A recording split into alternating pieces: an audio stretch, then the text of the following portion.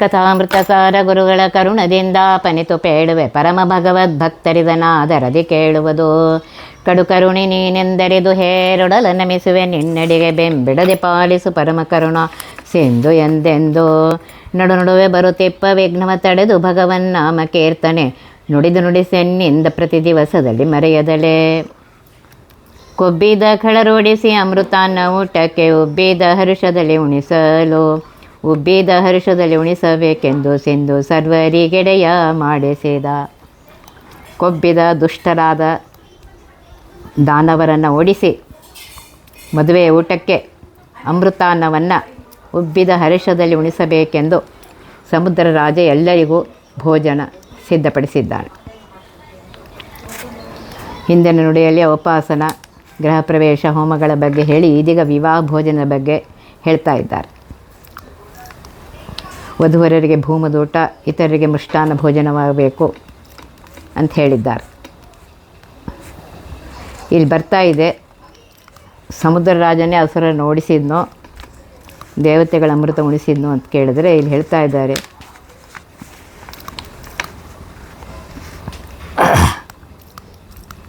ಅಸುರನ್ನು ಯಾರೂ ಓಡಿಸಲಿಲ್ಲ. ಮೋಹಿನಿ ವೇಷದಿಂದ ಪರಮಾತ್ಮ ವಂಚಿಸಿ ದೇವತೆಗಳೇ ಉಣಿಸಿದವನು, ಅಮೃತ ಉಣಿಸುವವನು ಪರಮಾತ್ಮ ಅಂತ ಹೇಳ್ತಾರೆ. ಪದ್ಮಪುರಾಣದಲ್ಲಿ ಬಂದಿದೆ, ಅಮೃತ ಬಂದ ಬಳಿಕ ಲಕ್ಷ್ಮೀದೇವಿ ಪ್ರಾದುರ್ಭವಳಾಗ್ತಾಳೆ. ಆಕೆ ಪರಮಾತ್ಮನನ್ನು ವರಿಸಿ ದೇವತೆಗಳಿಗೆ ವಾತ್ಸಲ್ಯ ನೋಟ ಬೀರಿದೊಡನೆ ಅವರು ಪುಷ್ಟರಾಗಿ ಬಲಿಷ್ಠರಾಗಿ ದೈತ್ಯರನ್ನು ಓಡಿಸಿ ಅಮೃತಪಾನಕ್ಕೆ ಕುಳಿತರು ಅಂತ ಹೇಳಿ ಬರ್ತಾಯಿದೆ.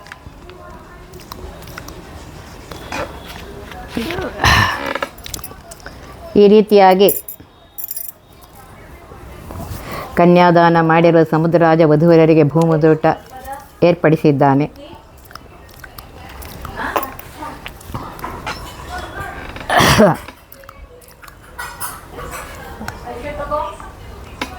ಅದಕ್ಕೆ ಹೇಳ್ತಾ ಇದ್ದಾರೆ, ಸರ್ವರಿಗೂ ಎಡೆಯನ್ನು ಮಾಡಿಸಿ ಅಮೃತದಂತಹ ಊಟವನ್ನು ಬಡಿಸಿದ್ದಾನೆ ಅಂತ ಹೇಳಿದ್ದಾರೆ.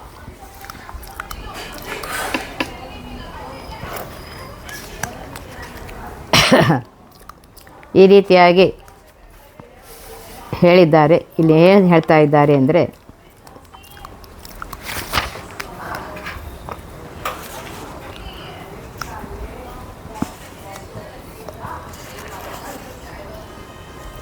ಅಮೃತದಂತಹ ಷಡ್ರಸಾನ್ನವನ್ನು ದೇವಕ್ಕೆ ಉಣಿಸಿದ ಸಮುದ್ರರಾಜ ಅಂತ ಹೇಳಿ ಸ್ಕಂದ ಪುರಾಣದಲ್ಲಿಯೂ ಬಂದಿದೆ. ಚತುರ್ವಿಧೈ ಬಹುರಸೈಃ ಸದನೈರಮ ಅಮೃತೋಪಮೈಃ ಸರ್ವಾನ್ ಸಮಾಗತಾಂತಸ್ತ್ರ ತರ್ಪಯಾಮಾಸ ಸಾದರಂ. ಬಹುರುಚಿಕರವಾದ ಅಮೃತದಂತಹ ಚತುರ್ವಿಧ ಅನ್ನಗಳಿಂದ ವಿವಾಹಕ್ಕೆ ಬಂದ ಎಲ್ಲ ಜನರನ್ನು ಸಮುದ್ರ ರಾಜ ತೃಪ್ತಿಪಡಿಸಿದ ಅಂತ ಬರ್ತದೆ. ಇಲ್ಲಿ ಹೇಳ್ತಾ ಇದ್ದಾರೆ, ಸಮುದ್ರ ಮಥನಕ್ಕೆ ತೊಡಿದ ದೇವತೆಗಳು ಪಾರಿಜಾತ, ಕಲ್ಪವೃಕ್ಷಾದಿ ರತ್ನಗಳಿಂದ ತೃಪ್ತಿ ಹೊಂದಿಲ್ಲ ಅಂತ ಹೇಳ್ತಾರೆ. ಭಯಂಕರವಾದ ಹಾಲಾಹಲದ ವಿಷದಿಂದಲೂ ಭೀತರಾಗಲಿಲ್ಲ ಅಂತ ಹೇಳ್ತಾರೆ. ಮುಖ್ಯ ಉದ್ದೇಶವಾದ ಅಮೃತ ಸಿಗುವವರೆಗೆ ಮಥನವನ್ನು ನಿಲ್ಲಿಸಲಿಲ್ಲ ಅವರು. ಸ್ಥೈರ್ಯವುಳ್ಳವರು ಧ್ಯೇಯ ಸಾಧನೆಯಾಗದ ಹೊರತು ನಡುವೆ ಎಷ್ಟೇ ಕಷ್ಟ ಬರಲಿ ಹಿಂದಿರುವುದಿಲ್ಲ. ಆಶೆ ಆಮಿಷಗಳಿಗೆ ಬಲಿಯಾಗಿ ಪ್ರಾರಂಭಿಸಿದ ಪ್ರಯತ್ನ ಅರ್ಧಕ್ಕೆ ನಿಲ್ಲಿಸುವುದಿಲ್ಲ ಅಂತ ಹೇಳಿದ್ದಾರೆ. ಅದನ್ನೇ ಇಲ್ಲಿ ಹೇಳ್ತಾ ಇದ್ದಾರೆ.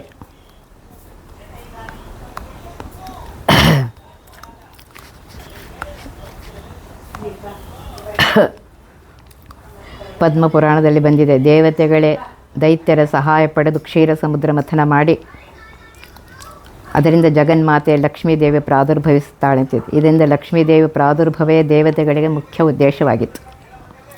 ಅವಳ ಕೃಪಾಕಟಾಕ್ಷಣದಲ್ಲಿ ಅವರಿಗೆ ಬಲ, ಪುಷ್ಟಿ, ಸಮೃದ್ಧಿ ಎಲ್ಲವೂ ಬೇಕಾಗಿದ್ದವು.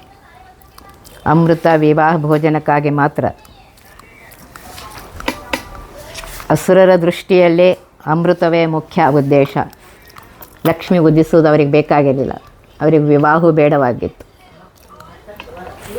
ಆದ್ದರಿಂದ ಇಲ್ಲಿ ಹೇಳ್ತಾ ಇದ್ದಾರೆ, ಮಹಾಲಕ್ಷ್ಮೀ ದೇವಿ ಬಂದು ಇಲ್ಲಿ ಮಹಾಲಕ್ಷ್ಮೀ ದೇವಿ ಪ್ರಾದುರ್ಭವ ಆಗಬೇಕಾಗಿತ್ತು.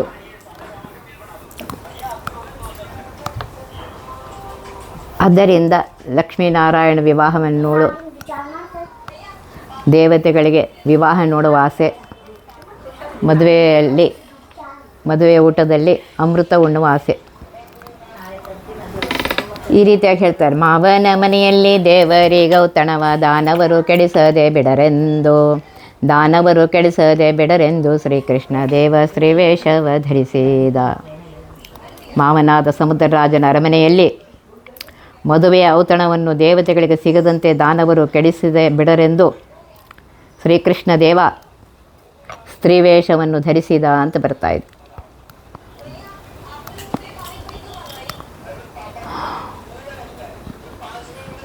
ಇಲ್ಲಿ ಪರಮಾತ್ಮ ದೇವತೆಗಳ ಪ್ರಾರ್ಥನೆಯಂತೆ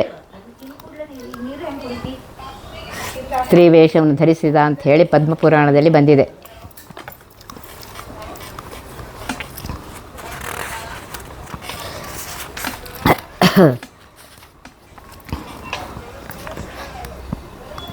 ಇಲ್ಲಿ ಹೇಳ್ತಾ ಇದ್ದಾರೆ,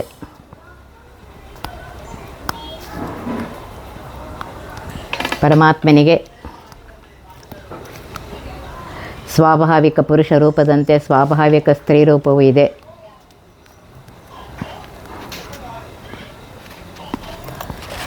ಅಂತ ಹೇಳ್ತಾ ಇದ್ದಾರೆ. ಈ ರೀತಿಯಾಗಿ ಪರಮಾತ್ಮನಿಗೆ ಸ್ತ್ರೀ ರೂಪ ಪುರುಷ ರೂಪಗಳೆರಡೂ ಇವೆ ಅಂತ ಹೇಳ್ತಾ ಇದ್ದಾರೆ.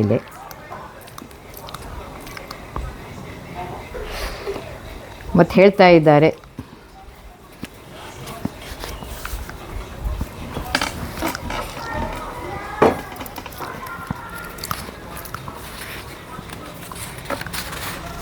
ಹೇಳ್ತಾ ಇದ್ದಾರೆ, ಪರಮಾತ್ಮ ಕೊಬ್ಬಿದ ಖಳರನ್ನು ಓಡಿಸಿ ಅಮೃತಾನ ಉಣಿಸಲಿ ಎಂದು ದೇವತೆಗಳು ಸಮುದ್ರರಾಜನು ಪ್ರಾರ್ಥಿಸಿದರೆಂದು ಹಿಂದಿನ ನುಡಿಯಲ್ಲಿ ಬಂದಿದೆ. ಅದರಂತೆ ಪರಮಾತ್ಮ ಪುರುಷ ರೂಪದಿಂದ ಶೌರ್ಯ ಪರಾಕ್ರಮ ತೋರಿಸಬಹುದಿತ್ತು, ಅಸುರನ್ನು ಓಡಿಸಬಹುದಿತ್ತು. ಇಲ್ಲಿ ಹೇಳಿದೆ ಅಂದರೆ ಮೋಕ್ಷಾನಂದ ರಸಾಮೃತ ಪಾನ ದೇವತೆಗಳಿಗೆ ಹೊರತು ಅಸುರರಿಗಲ್ಲ. ಅದಕ್ಕೆಂದೇ ಧನ್ವಂತರಿ ಒಂದು ಕೈಯಲ್ಲಿ ಅಮೃತ ಕಲಶವನ್ನು ಇನ್ನೊಂದು ಕೈಯಲ್ಲಿ ಜ್ಞಾನ ಮುದ್ರೆಯನ್ನು ಹಿಡಿದಿದ್ದಾನೆ ಅಂತ ಹೇಳಿ ಬಂದಿದೆ.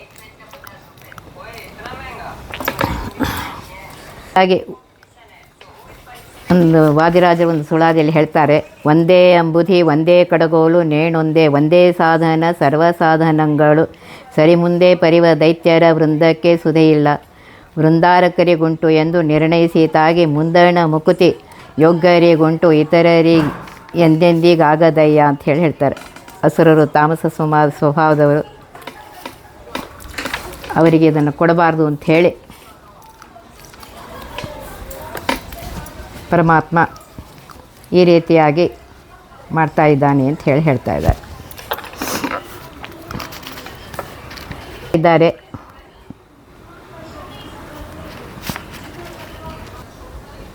ಸೌಂದರ್ಯದಿಂದುನ್ನತ ಮಡಿಯಾದ ಲಾವಣ್ಯದಿ ಮೆರವ ನಿಜಪತಿಯ ಹೆಣ್ಣು ರೂಪವ ಕಂಡು ಕನ್ಯೆ ಮಹಾಲಕ್ಷ್ಮಿ ಯುವಗಣ್ಯರೇಕೆಂದು ಬೆರಗಾದಳು. ಕನ್ಯೆ ಮಹಾಲಕ್ಷ್ಮಿ ತನ್ನ ಸೌಂದರ್ಯಕ್ಕಿಂತಲೂ ಅನಂತಪಟ್ಟು ಅಧಿಕವಾದ ಲಾವಣ್ಯದಿಂದ ಮೆರೆಯುವ ತನ್ನ ಪತಿಯಾದ ಪರಮಾತ್ಮನ ಸ್ತ್ರೀ ರೂಪವನ್ನು ಕಂಡು ಇವನಿಗೆ ಇನ್ನು ಬೇರೆ ಹೆಣ್ಣುಗಳೇಕೆ ಎಂದು ಬೆರಗಾಗ್ತಾಳಂತೆ.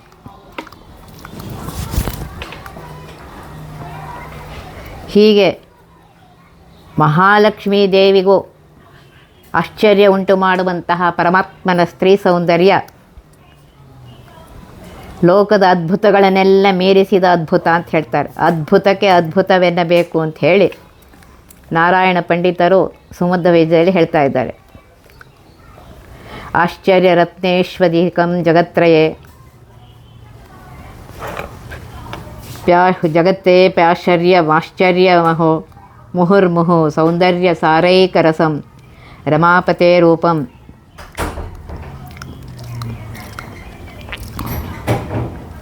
ಇವಾಗ ಅನ್ಯರು ಏಕೆ ಅಂತೇಳಿ ಹೇಳ್ತಾ ಇದ್ದಾಳೆ. ಇವನನ್ನು ಪರಮಾತ್ಮನನ್ನು ಆಕರ್ಷಿಸುವ ಸೌಂದರ್ಯ ಇನ್ಯಾರಿಗಿದೆ? ಯಾರಿಗೂ ಇಲ್ಲ. ಎಂತಹ ಅದ್ಭುತ ಸೌಂದರ್ಯ ಅಂತ ಅವಳು ಹೇಳ್ತಾ ಇದ್ದಾಳೆ. ಹೆಣ್ಣು ರೂಪವ ಕಂಡು ಬೆರಗಾದಳು ಅಂತ ಹೇಳ್ತಾ ಇದ್ದಾಳೆ. ಇಲ್ಲಿ ಅದ್ಭುತವಾದ ಇದನ್ನು ಹೇಳ್ತಾ ಇದ್ದಾರೆ. ಹೆಣ್ಣಿಗೆ ಬೇರೆ ಹೆಣ್ಣಕ್ಕೆ, ಅದರಿಂದ ತನ್ನಿಂದ ಇವನಿಗೇನು ಪ್ರಯೋಜನವಿರಲಾರದೆಂದು ಲಕ್ಷ್ಮಿ ಗಾಬರಿ ಆಗಬೇಕಾಗಿತ್ತು. ಅಂತಹ ಸಂದರ್ಭ ಇಲ್ಲಿಲ್ಲ. ಹೆಣ್ಣು ರೂಪವು ಪರಮಾತ್ಮನಿಗಿದೆ ಎಂದು ಅವಳು ಬೆರಗಾಗಿದ್ದಾಳೆ ಹೊರತು ಅದನ್ನೇ ಅದ್ಭುತ ಆ ರಸವನ್ನು ಸ್ಪಷ್ಟದಿಂದ ಹೇಳ್ತಾ ಇದ್ದಾರೆ. ಈ ರೀತಿಯಾಗಿ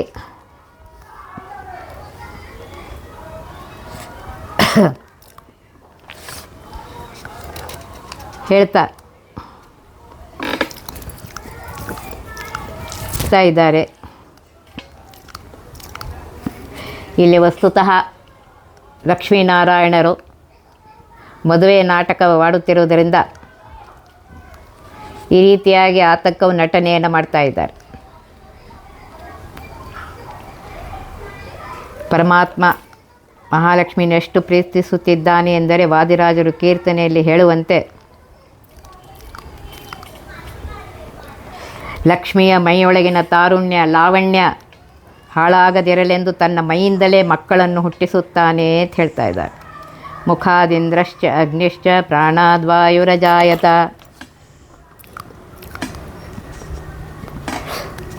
ಮಹಾಲಕ್ಷ್ಮೀ ದೇವಿ ಜೊತೆಗಿರಲಿಕ್ಕೆ ಅನಂತ ಮುಖಗಳನ್ನು ಕಣ್ಣಲ್ಲಿಟ್ಟು ನೋಡಲು ಅನಂತ ಕಣ್ಣುಗಳನ್ನು ಧರಿಸಿದ್ದಾನೆ ಅಂತ ಹೇಳ್ತಾರೆ. ನಮೋಸ್ತ್ವನಂತಾಯ ಸಹಸ್ರಮೂರ್ತಯೇ ಸಹಸ್ರ ಪಾದಾಕ್ಷ ಶಿರೋರು ಬಾಹವೇ. ಮಹಾಲಕ್ಷ್ಮೀ ದೇವಿಯನ್ನು ಅಗಲಿರಬಾರದೆಂದು ತನ್ನ ಅನಂತ ರೂಪಗಳಲ್ಲಿಯೂ ಎದೆಯಲ್ಲಿ ಮಹಾಲಕ್ಷ್ಮೀ ದೇವಿಯನ್ನು ಇರಿಸಿಕೊಂಡಿದ್ದಾನೆ ಅಂತ ಹೇಳಿ ವಾದರಾಜರ ಕಡೆ ಹೇಳ್ತಾರೆ. ಸ್ವರಮಣ ನೇಪ ರಮಣನು ಉರದೊಳು ನೀನು ಅರಮನೆಯ ಮಾಡಿ ಭಾಪುರೇ ಮೆರವೆ ಮುದದೇ ಅಂತ ಹೇಳ್ತಾ ಇದ್ದಾರೆ. ಈ ರೀತಿಯಾಗಿ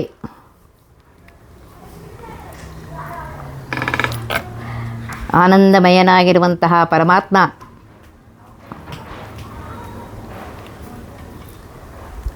ಹೆಣ್ಣು ರೂಪವನ್ನು ತೆಗೆದುಕೊಂಡಾಗ, ಮೋಹಿನಿ ರೂಪವನ್ನು ತೆಗೆದುಕೊಂಡಾಗ ಲಕ್ಷ್ಮೀದೇವಿಯ ನೋಡಿ ಆಶ್ಚರ್ಯಪಡ್ತಾಳಂತ. ಲಾವಣ್ಯಮಯವಾದ ಹರಿಯ ಸ್ತ್ರೀವೇಷಕ್ಕೆ ಭಾವುಕೆಯರೆಲ್ಲ ಮರುಳಾಗೆ ಮಾವರ ಸುಧೆಯ ಕ್ರಮದಿಂದ ಬಡಿಸಿ ತನ್ನ ಸೇವಕ ಸುರರಿಗೆ ಉಣಿಸಿದ. ಲಾವಣ್ಯ ತುಂಬಿದ ಹರಿಯ ಸ್ತ್ರೀವೇಷವನ್ನು ಕಂಡು ಸುರಸುಂದರಿಯರು ಮರುಳಾದರು ಅಂತ ಹೇಳ್ತಾರೆ. ಅಂತಹ ಸ್ತ್ರೀವೇಷದಲ್ಲಿ ರಮಾರಮಣನಾಗಿರುವಂತಹ ಲಕ್ಷ್ಮೀಪತಿಯಾಗಿರುವಂತಹ ಪರಮಾತ್ಮ ಅಮೃತವನ್ನು ಕ್ರಮದಿಂದ ಬಡಿಸಿ ತನ್ನ ಸೇವಕರಾದ ದೇವತೆಗಳಿಗೆ ಉಣಿಸಿದನು ಅಂತ ಬರ್ತಾ ಇದೆ.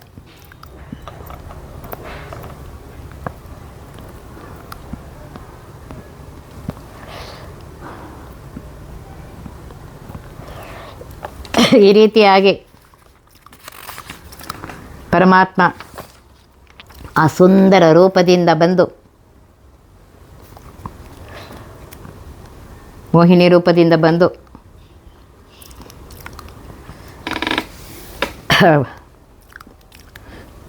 ಪಂಕ್ತಿಯಲ್ಲಿ ಕುಳಿತಿರುವಂತಹ ದೇವತೆಗಳಿಗೆ ಭವಿಷ್ಯೋತ್ತರ ಪುರಾಣದಲ್ಲಿ ಬಂದಿದೆ.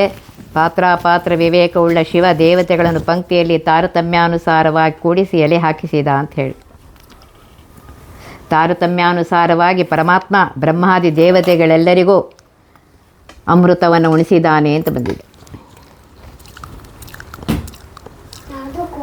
ಪರಮಾತ್ಮ ಸ್ತ್ರೀವೇಷವನ್ನು ಧರಿಸಿ ಅಸುರರನ್ನು ಮೋಹಗೊಳಿಸಿ ತನ್ನ ಭಕ್ತರಾಗಿರುವಂತಹ ದೇವತೆಗಳಿಗೆ ಅಮೃತವನ್ನು ಉಣಿಸಿದ್ದಾನೆ ಅಂತ ಬರ್ತಾ ಇದೆ. ಈ ರೀತಿಯಾಗಿ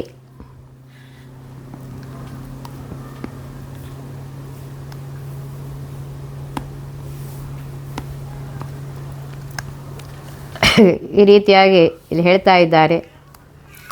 ಮಹಾಲಕ್ಷ್ಮೀ ದೇವಿಯ ಪರಮಾತ್ಮ ತಾನು ಮಹಾಲಕ್ಷ್ಮೀ ದೇವಿಯನ್ನು ವರಿಸುವುದಕ್ಕೋಸ್ಕರ ಮೋಹಿನಿ ರೂಪವನ್ನು ತೆಗೆದುಕೊಂಡು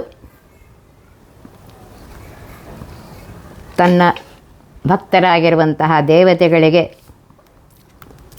ಅಮೃತವನ್ನು ಕೊಟ್ಟು ದೈತ್ಯರನ್ನು ಮೋಹಗೊಳಿಸಿದ್ದಾನೆ ಅಂತ ಬರ್ತಾಯಿದೆ. ನಾಗನ ಮೇಲೆ ತಾಮಲಗಿದ್ದಾಗ ಆಗಲೇ ಜಗವ ಜತನದೆ, ಆಗಲೇ ಜಗವ ಜತನದಿ ಧರಿಸೆಂದು ನಾಗಬಲಿಯ ನಡೆಸಿದರು.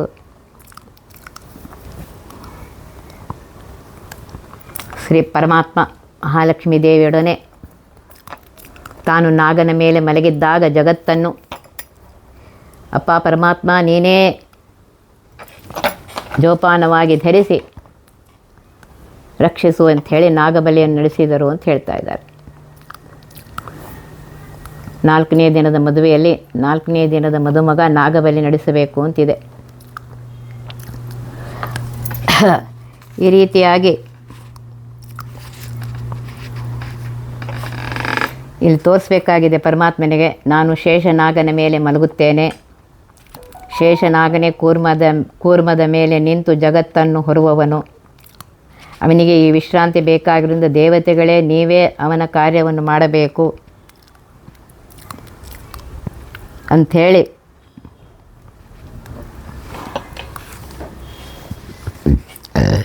ಅವನಿಲ್ಲದಾಗ ಜಗತ್ತನ್ನು ಧರಿಸಬೇಕು ಅಂಥೇಳಿ ಪರಮಾತ್ಮ ಬಹು ಜೋಪಾನವಾಗಿ ಧರಿಸಿರಿ ಅಂಥೇಳಿ ನಾಗಬಲಿ ಪೂಜೆಯನ್ನು ಮಾಡ್ತಾನೆ ಅಂತ ಹೇಳ್ತಾ ಇದ್ದಾರೆ.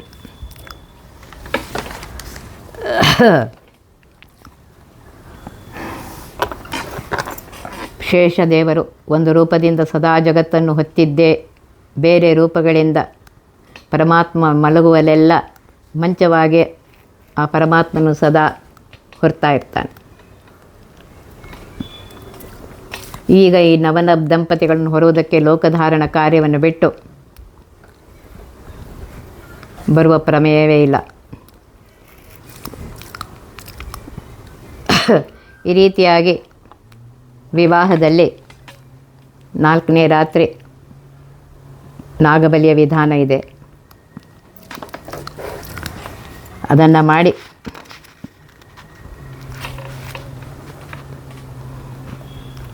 ಇಲ್ಲಿ ಹೇಳ್ತಾ ಇದ್ದಾರೆ,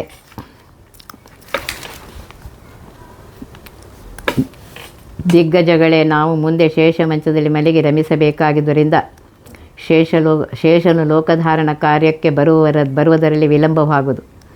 ಈ ಸಮಯದಲ್ಲಿ ನೀವೇ ಲೋಕಗಳನ್ನು ಹೊರುತ್ತೀರಿ ಎನ್ನುತ್ತಾ ರುಕ್ಮಿಣಿ ಕೃಷ್ಣರು ದಿಗ್ಗಜಗಳನ್ನು ಸಂತೋಷಗೊಳಿಸುವುದಾಗಿ ವಿವಾಹದ ಚತುರ್ದಿನದಲ್ಲಿ ನಾಗಬಲಿ ಮಾಡಿರಬಹುದೆಂದು ಅಂಥೇಳಿ ವಾದರಾಜ ಸ್ವಾಮಿಗಳು ರುಕ್ಮಿಣೇಶ ವಿಜಯದಲ್ಲಿ ಹೇಳ್ತಾ ಇದ್ದಾರೆ. ಈ ರೀತಿಯಾಗಿ ಆದ ಮೇಲೆ ಕ್ಷುದೆಯ ಕಳೆವ ನವರತ್ನದ ಮಾಲೆಯ ಮುದದಿಂದ ವಾರಿ ದೇವಿದೆಗೆತ್ತ, ಚದುರಹಾರವ ವಾಯುದೇವರಿಗೆತ್ತ, ವಿಧಿವಿನ ಕಲೆಯ ಶಿವಗೆತ್ತ.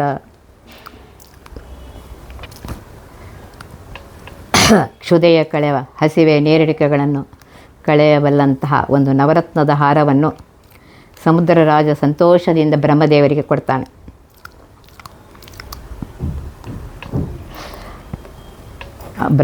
ಚತುರನಾದದರಿಂದ ಸಮುದ್ರ ರಾಜ ವಾಯುದೇವರಿಗೂ ಅಂಥದೇ ಒಂದು ಹಾರವನ್ನು ಕೊಡ್ತಾನೆ ಅಂತ ಹೇಳ್ತಾ ಇದ್ದಾರೆ. ಮತ್ತು ಶಿವನಿಗೆ ಚಂದ್ರಕಲೆಯನ್ನು ಕೊಟ್ಟಿದ್ದಾನೆ ಅಂತ ಹೇಳ್ತಾರೆ. ಲಕ್ಷ್ಮೀನಾರಾಯಣರ ವಿವಾಹದ 4 ದಿನಗಳ ಮಹೋತ್ಸವ ವೈಭವದಿಂದ ಪೂರ್ಣವಾಗಿ ನೆರವೇರಿದೆ. ಕೊನೆಯಲ್ಲಿ ಬಂಧುಗಳಾದ ಬ್ರಹ್ಮಾದಿ ದೇವತೆಗಳಿಗೆ ಸಮುದ್ರ ರಾಜ ಯಥೋಚಿತವಾಗಿ ಉಡುಗೊರೆಗಳನ್ನಿತ್ತು ಅವರವರ ಲೋಕಗಳಿಗೆ ಬೀಳ್ಕೊಡ್ತಾ ಇದ್ದಾನೆ. ಆತ ಮೊದಲೇ ರತ್ನಾಕರ, ಸಂಪತ್ತಿನ ಅಧಿದೇವತೆಯಾದ ಮಹಾಲಕ್ಷ್ಮಿ ಉದಿಸಿದ ಬಳಿಕ ಅವನ ಸಂಪತ್ತು ಇನ್ನೂ ಹೆಚ್ಚಾಗತ್ತೆ. ಆದ್ದರಿಂದ ಅನರ್ಘ್ಯ ವಸ್ತುಗಳನ್ನೇ ಆತ ದೇವತೆಗಳಿಗೆ ಕೊಡ್ತಿದ್ದಾನೆ ಅಂಥೇಳಿ ಸ್ಕಂದ ಪುರಾಣದಲ್ಲಿ ಹೇಳಿದ್ದಾರೆ. ಈ ರೀತಿಯಾಗಿ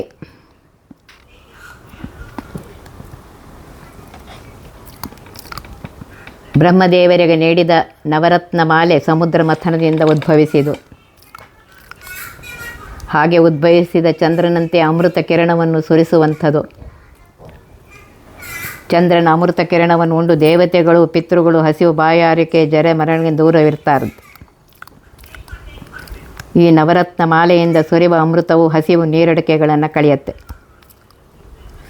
ಆದ್ದರಿಂದ ಅದನ್ನು ಅನ್ನಾಭಿಮಾನಿಗಳಾದ ಬ್ರಹ್ಮದೇವರಿಗೆ ಕೊಟ್ಟಿದ್ದ ವರುಣ ಅಂತ ಹೇಳ್ತಾ ಇದ್ದಾರೆ.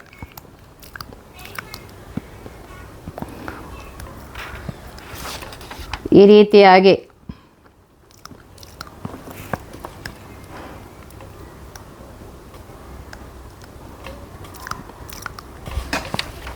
ಸಮುದ್ರ ರಾಜ ತನ್ನ ಅಳಿಯನಾದ ಪರಮಾತ್ಮನ ಸಂತೋಷಕ್ಕಾಗಿ ಅವನಿಚ್ಛೆಯಂತೆ ಅವನ ಕಡೆಯವರಾದ ದಿಬ್ಬಣದ ಸುರರಿಗೆ ವರುಣ ಏನು ಬೇಕಾದರೂ ಕೊಡಲು ಸಿದ್ಧನಿದ್ದ.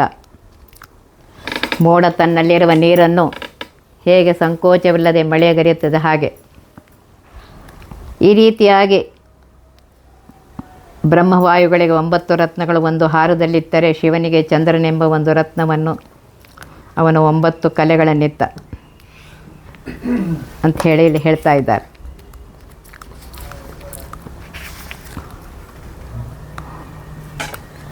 ಈ ರೀತಿಯಾಗಿ ಬ್ರಹ್ಮದೇವರು ತನ್ನ ಅಳಿಯನಾದ ಹರಿಗೆ ಕೌಸ್ತುಭ ಹಾರವಿತ್ತರೆಂದು ಅದಕ್ಕೆ ನವರತ್ನದ ಹಾರವಿತ್ತ. ವಾಯುದೇವರು ಕಂಠಸರವಿತ್ತಿದ್ದರು, ಅವರಿಗೂ ಹಾರವನ್ನಿತ್ತ. ಶಿವ ಮಸ್ತಕದ ಮಣಿ ಇತ್ತಿದ್ದ, ಅವನಿಗೂ ಶಿರೋಭೂಷಣ ಚಂದ್ರವನ್ನಿತ್ತ. ಇದೆಲ್ಲ ವರುಣನಿಗೆ ಗೊತ್ತಿತ್ತು ಅಂತ ಹೇಳ್ತಾ ಇದ್ದಾರೆ. ದೇವತೆಗಳಿಗೆ ಯಥಾಯೋಗ್ಯವಾದ ರತ್ನಗಳನ್ನು ಉಡುಗೊರೆಯಿತ್ತ ವರುಣ ನಿಜವಾಗಿ ಚದುರ ಅಂತ ಹೇಳ್ತಾ ಇದ್ದಾರೆ. ಈ ರೀತಿಯಾಗಿ ಇಲ್ಲಿ ಹೇಳ್ತಾ ಇದ್ದಾರೆ, ಯಾರ್ಯಾರಿಗೆ ಏನೇನು ಕೊಡಬೇಕು ಅದನ್ನೆಲ್ಲ ಕೊಟ್ಟಿದ್ದಾರೆ. ವರುಣ ಏನು ಬೇಕಾದರೂ ಸ್ವೀಕರಿಸರಿ ಅಂತ ಹೇಳಿ ವಿನಯದಿಂದ ಕೇಳಿಕೊಂಡಿದ್ದಾನೆ.